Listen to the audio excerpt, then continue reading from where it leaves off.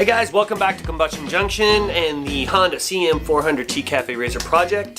So today we're finally going to finish up on all the subframe modification stuff. I've got to get the back wheel off, some of the few little nuts and bolts and things, and I want to get the final welding done, get it all ground down, get everything in primer, and hopefully even get it in paint. Other part of that is getting the seat mounts done and on, and show you how I'm dealing with that. Yeah, so stick around. So first things first, let's get the extra bits off so we can get this frame cleaned up.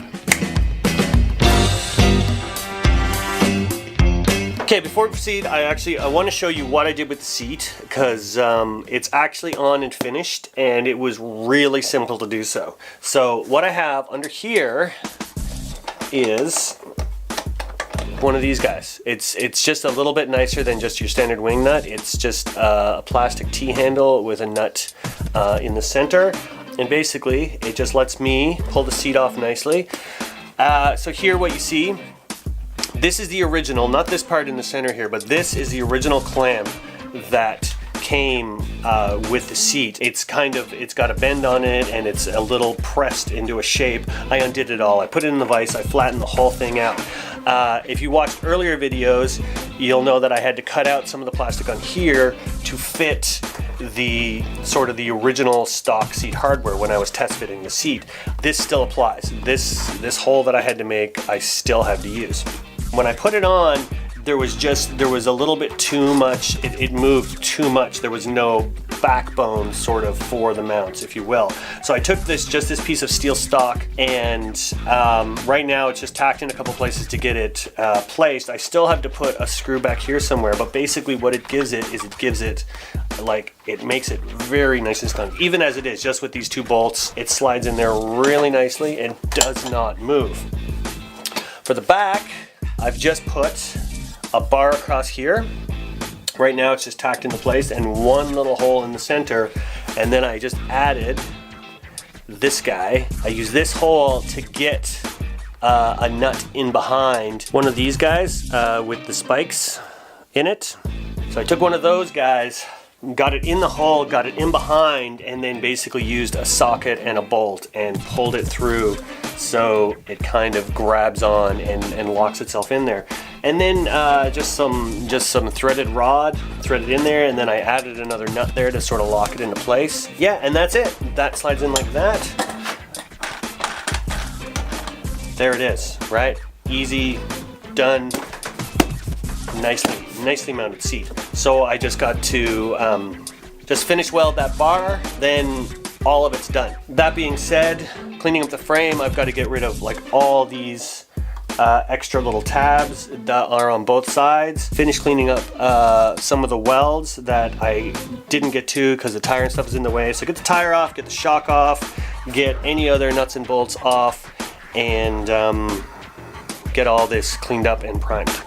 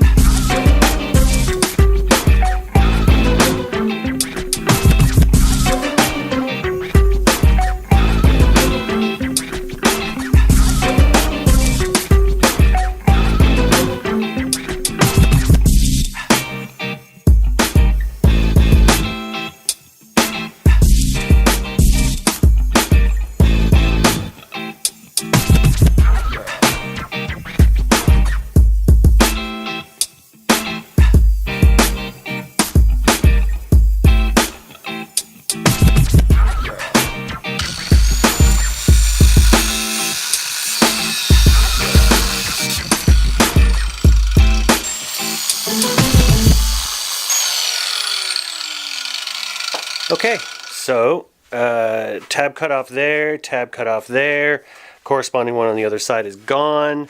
These guys, Any little bit of finish welding that had to be done is done, and they are ground down really nice and smooth. These stay. I'm not going to put passenger pegs on there, but I am going to use them for the shock mount, as I mentioned before. These are welded up as well and finished off. I've got my threads here taped up, so I'm going to get all this stuff in primer. Well, you know what? I've got to get a bead top and bottom on that too. I've got to get this cut off so that I can reuse this, because there's a mount, there's an engine mount that comes down to this guy here on both sides. This hole used to line up with that little bit of a hole there. I've got to chop this part off. I might reuse this and swing it up just as a shim to help the bolts out, but then I need to get a weld there and a weld there to solidify up the last of my subframe. So let's get those on and then get the whole thing in primer.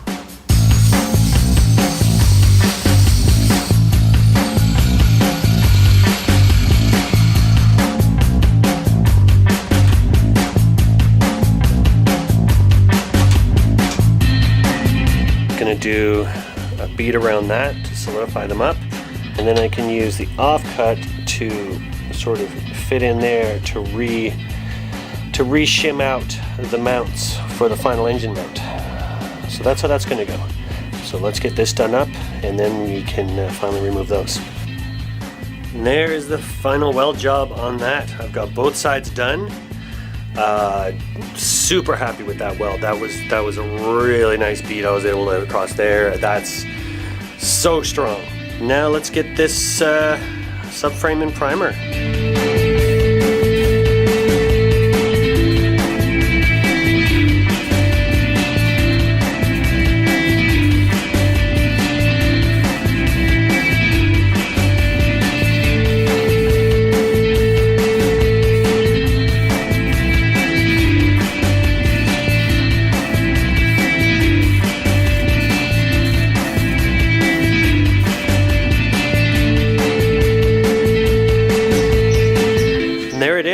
It is looking absolutely great. Couple little paint runs just right here that I'll have to wait a couple days till it's really hard and dry and then buff those out. But I am so happy with that. It looks really good. I actually realized in my haste that I didn't take off this guy. And I don't think I'm going to. It doesn't bother me enough, and the whole brake assembly's there, and to have to deal with cleaning all that up, I'm just gonna leave well enough alone. You can see I now have the loom. I've started to cover it. I wanna update it a little bit. This is way too fat for the amount of wires that's in here, so I'm probably gonna cut it back to here and do a little one. I might even reroute this one up above and come down in there with it. We'll have to see. I've got my key welded on. I just put this little tab on the frame, so that's nicely on there. So that's where I'm gonna leave it for now. I'm gonna let this dry. It's a super hot day here today, so I'm just gonna let that set up. I love how the paint is setting up very nicely on it, and I think the blend between the powder coated mainframe and the painted subframe is going to work out really well. The bike is really dusty right now just from all the grinding and everything, so I'm going to have to go out, give it a bath, sort of assess what needs to be dressed up on it. But that's how it's looking. I'm super happy with that. Okay guys, I'm gonna leave it there. Let that sort of set up, harden up over the next couple of days, see if there's anything I need to buff out, see if there's any touch-ups I need to do. I think next time, I'm gonna try and start it. I've got, not to jump ahead of myself, but I've got some jets and stuff on order for the carbs.